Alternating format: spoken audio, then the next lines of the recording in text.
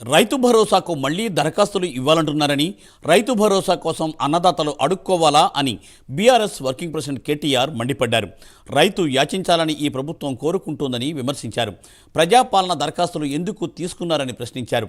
రైతు ప్రమాణపత్రం రాసి ఇవ్వాలనే పద్ధతి తీసుకొచ్చారని కేటీఆర్ ఆగ్రహం వ్యక్తం చేశారు.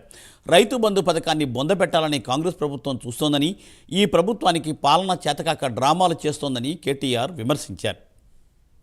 ఇప్పుడు మళ్ళొక్కసారి కొత్త డ్రామా. మొన్నటిదాకా కులగణన అని చెప్పి రాయించుకోమన్నారు, అంతకుముందేమో ప్రజాపాలన అని చెప్పి ఆగమాగం చేసిండ్రు, చాంతాడంత లైన్లు కట్టించారు ఎక్కడికక్కడ.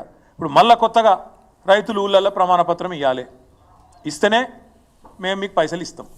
మేము అందుకే అంటున్నాం, ఆనాడు కేసీఆర్ గారేమో రైతును శాసించే స్థాయికి తీసుకొచ్చిండు.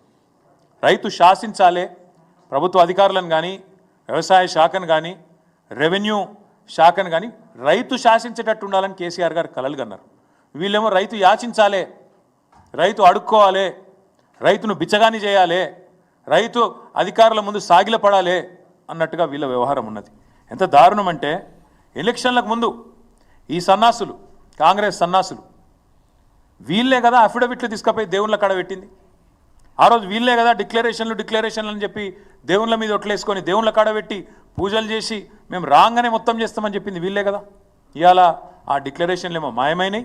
ఇవాళ రైతు ప్రమాణ పత్రం రాసి ఇవ్వాలనే ఒక దిక్కుమాలిన విధానాన్ని వీళ్ళు తీసుకొని వస్తూ ఉన్నారు. రెండవది, ఏమి ఇవ్వాలి నువ్వు డిక్లరేషన్? నువ్వు ఇవ్వాలి, నీ ప్రభుత్వం ఇవ్వాలి. ఏమి ఇవ్వాలి చెప్పాలి. నువ్వు ఈ ఊరిలో ఎంతమంది భూ యజమానులు ఉన్నారు, ఎంతమంది కౌలు రైతులు ఉన్నారు, రేపు నువ్వు భూ యజమానులకు రైతు భరోసా ఎట్లా ఇవ్వబోతున్నావు, ఎట్లా నువ్వు కౌలు రైతులకు ఇవ్వబోతున్నావు, లిస్టు పెట్టు. డిక్లరేషన్ నువ్వు